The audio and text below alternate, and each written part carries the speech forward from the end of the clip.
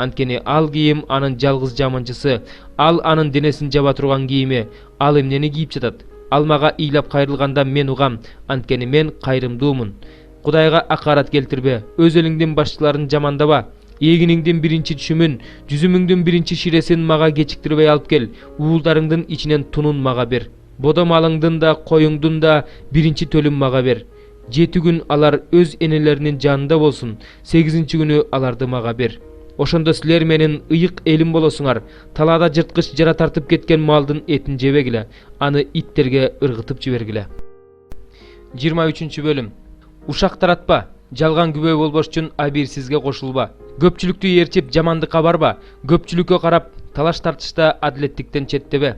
Талаш тартышта жакырдыгына карап анын ишин жактоочу болбо.